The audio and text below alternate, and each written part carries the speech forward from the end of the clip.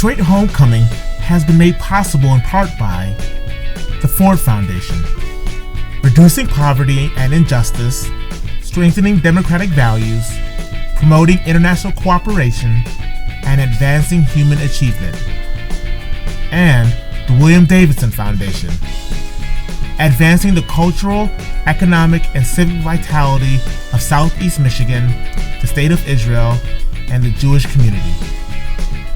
So I'm here to introduce our next speaker, Dr. Rajiv Shah. And as I mentioned, we go back a little bit. We actually both worked at the Gates Foundation. I overlapped with him for about a year or so. And I want to tell you a little bit about the Gates Foundation. When I started there in 2008, there were a few hundred people or so. So it's not as large as it is today. But the culture there, we really wanted to be familial. And there was a real desire to be non-hierarchical. And one of the ways that we tried to realize that culture was that everybody went by their first name, okay? And so you would have these conversations in the hallways or even with colleagues outside of the foundation, and you would say, well, Bill is going there, and everybody knew who Bill was, right? And we'd say, Melinda. Everybody knew who Melinda was.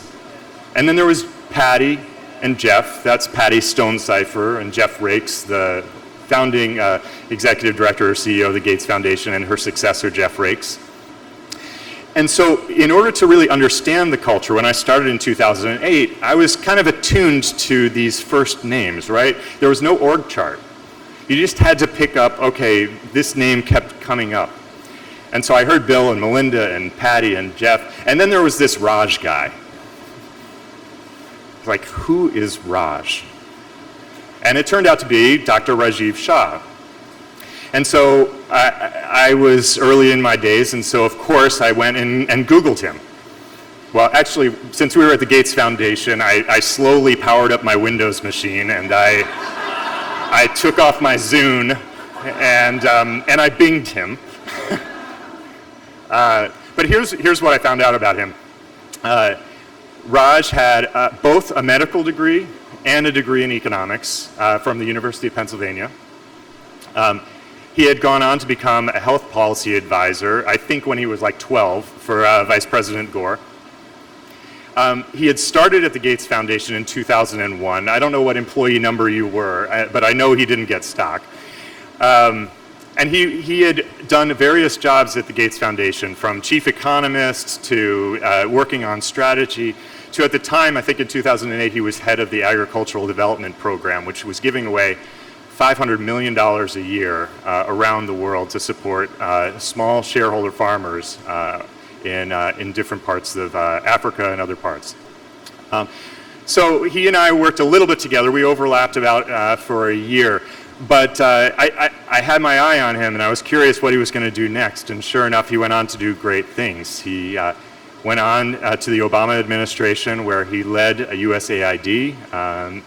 There he coordinated the response to the Haiti earthquake in 2010. In 2014, he worked on the response to the Ebola crisis in West Africa. He's done absolutely incredible things. After USAID, he took a position at the Georgetown University, and he also built a private equity firm. I don't know when he did that, but and earlier this year he was announced as the 13th president of the Rockefeller Foundation. But of course I left out the most important detail. He's a Detroiter.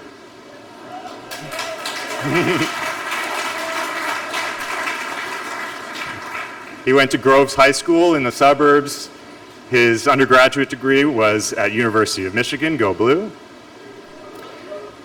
And like many of the Detroiters here in the audience, he has come back, and he is eager to contribute to Detroit's success and revitalization, and I'm so excited to see what he does with that. Thank you so much. Please welcome Raj Shah.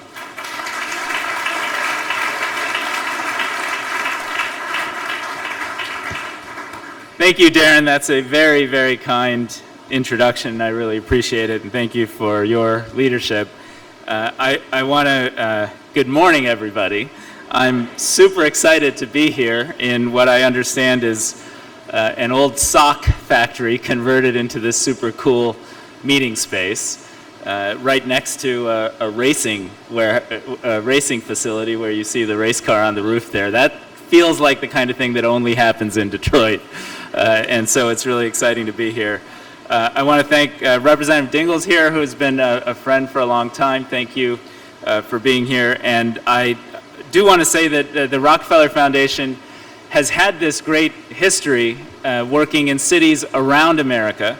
We've had a more modest presence up until now in Detroit, but we have been a proud partner of the Civic Commons Project, and I know the mayor spoke about that in some detail during his presentation to this group. So I'm excited that we have the opportunity to build on an already serious existing commitment to Detroit with the Rockefeller Foundation.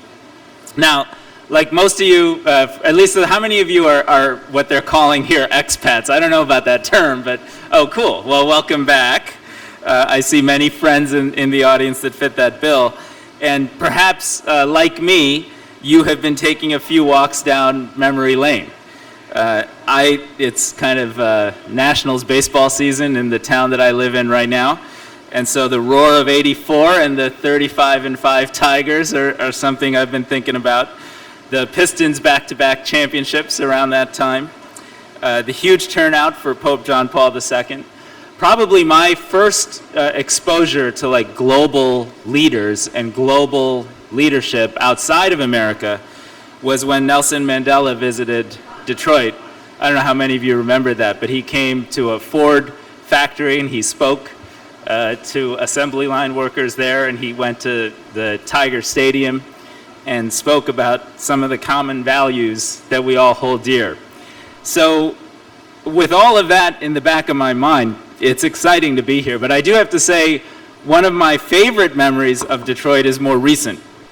I was serving in the Obama administration at the U.S. Agency for International Development, and we had the task of taking on global poverty and suffering in some very tough places.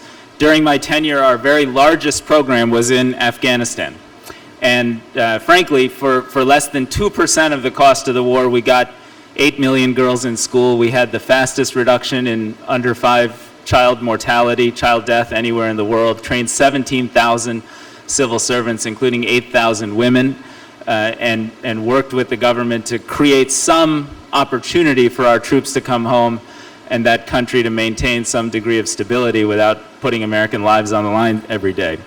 And as a result, I had to spend quite a lot of time in Afghanistan. We had almost 600 American staff working all across that country for USAID. And during, I think it was February 2011, I had to go out there, and I had to actually miss the Super Bowl that year. And I was on a flight during the Super Bowl. I landed and got driven, you get these incredible military escorts from Kabul airport to the ambassador's residence, where they have a guest room where I was able to stay. Got in there, got on Wi-Fi, and downloaded my emails. And half of my emails were about this commercial that I just had to download and watch from all my friends from Detroit. So I clicked on the link, and it was in fact the Chrysler 200 ad from 2011, which I hope many of you will remember. But I was jet lagged and exhausted, and I watched that ad probably 12 times with those great images of Detroit, hearing Eminem say, "This is the Motor City, and this is what we do." And it gave me strength and enthusiasm and encouragement. And so, it's fun to sit in Kabul exhausted, getting fired up by Detroit. And I feel, I feel the same spirit of enthusiasm and resilience in this conference and in this meeting. I know you guys are 4 years into this, and I think there's a magnetism that expats feel for Detroit. And it's probably because Detroit represents so much of what we're dealing with as a country. Detroit gave America the automobile, the trucks that helped farmers be productive, and station wagons that carried families to national parks, including my own. And in some ways, the institution I now lead, the Rockefeller Foundation, actually exists because of the extraordinary demand for gasoline and oil that was created by the modern auto age more than 100 years ago. Detroit gave America its security during World War II through the famous arsenal of democracy, as mostly women entered the workforce to stamp, rivet, and weld thousands of bombers and tanks that we needed for victory. Detroit gave America a northern home for the civil rights movement. And I don't have to say anything to this group about Rosa Parks and Martin Luther King Jr. rehearsing his I Have a Dream speech right here in the city of Detroit. And I know last night you got a little bit of this, and I assume you'll get more later, but Detroit obviously gave America the best soundtracks we have. I'll leave it at that. But what's more is Detroit gave America the notion of what makes a good job and a good life and the American dream in this country.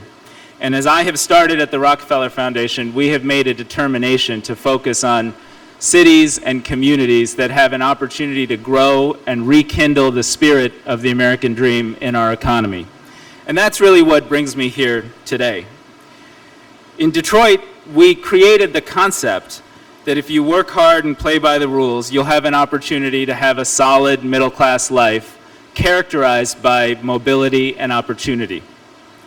Generation after generation, that's what drew so many people from all over the world here to begin with.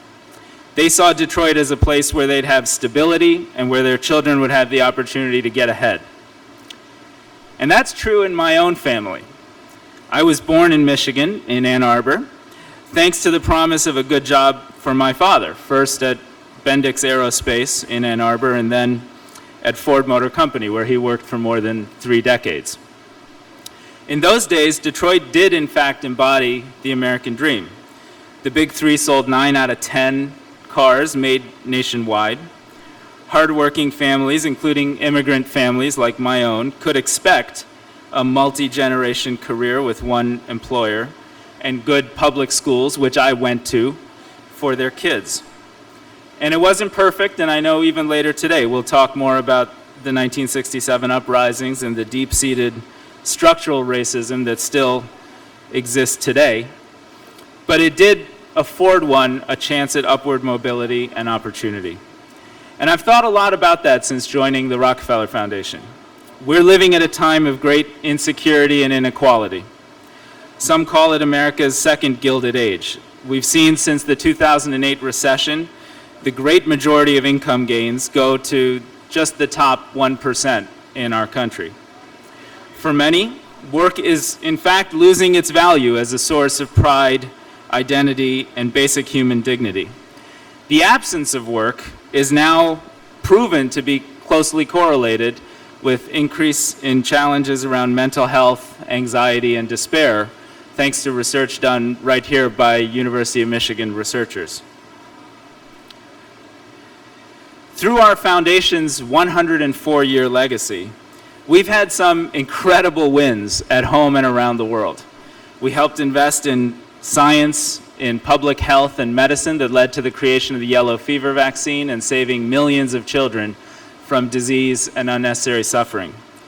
We actually brought modern agricultural research to Latin America, Southeast Asia, parts of Africa, and over the course of decades helped nearly 1 billion people avoid starvation and move into a modern and productive economy.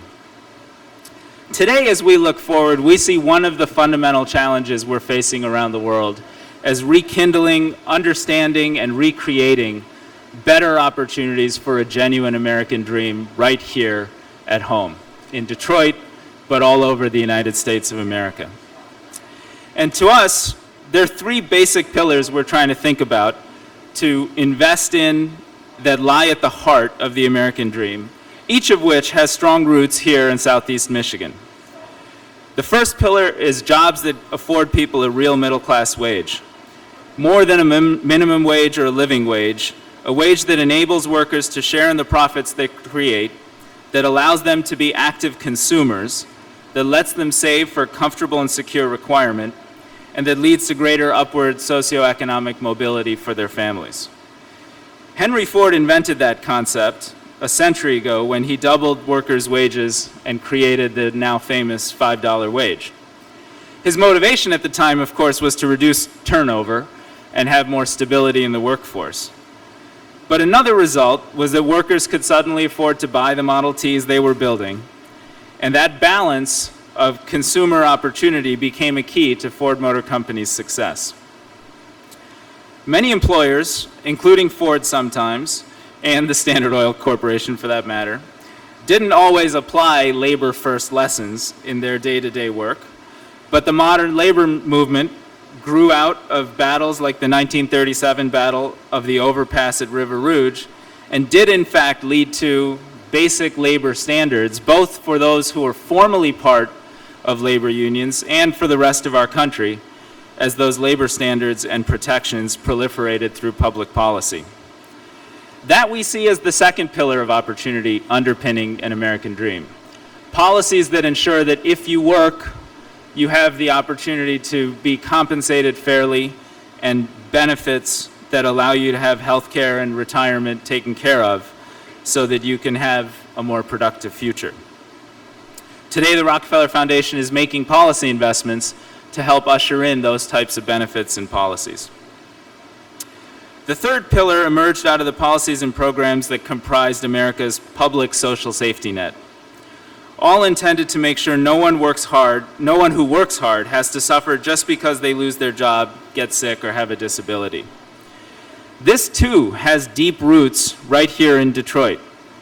A Wolverine named Wilbur Cohen was actually instrumental in developing many of the New Deal and Great Society era programs that millions of Americans count on today, from Social Security to Medicaid to Medicare.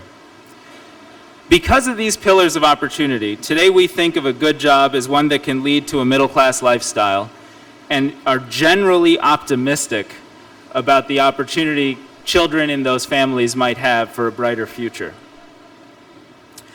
But in my years at USAID, working with countries around the world, and one of the world's great experts on this, of course, is right here in Dr. Jeff Sachs, I observed that economic growth can take place with very uneven benefits to its population.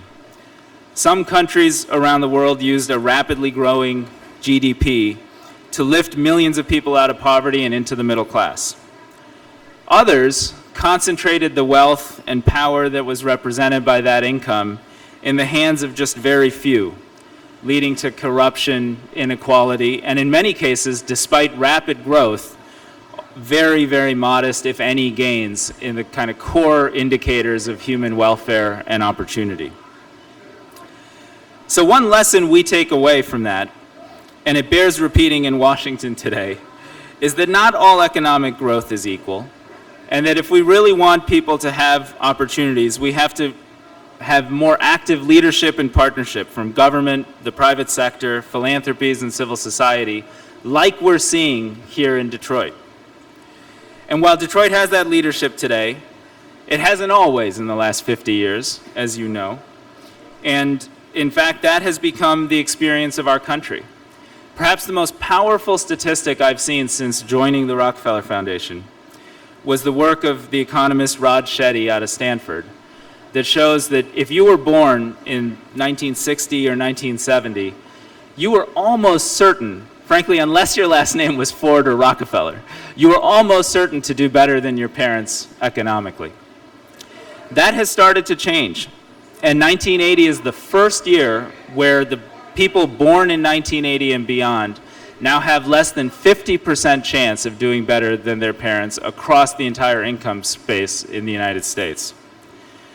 That's a huge shift in the nature of opportunity in our country.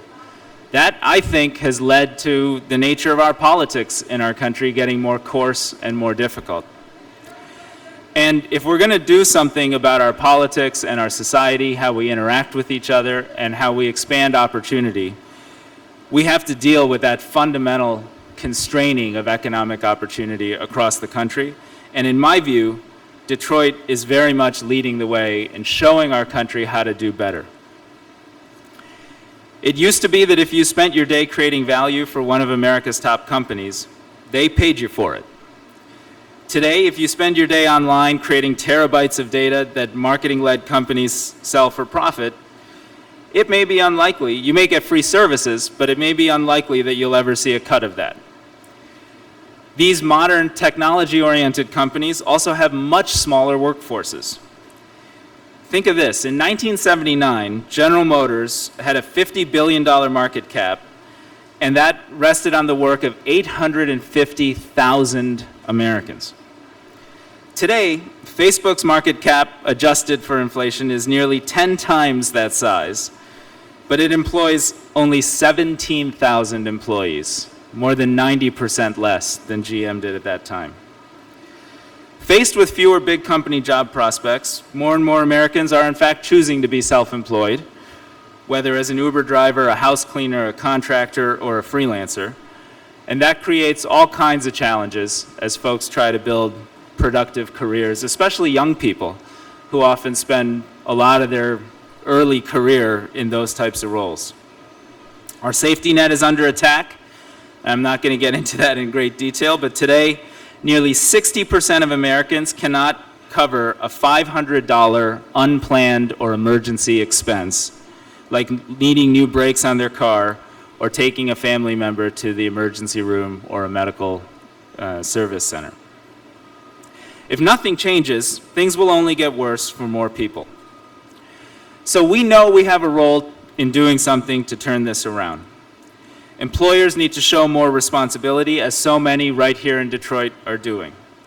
Unions need to rethink their role in an economy of the future, as I hope many are considering right now, including trying to help members recognize sooner, not later, that work itself is changing, and that may require new and sometimes different skills and different employment opportunities.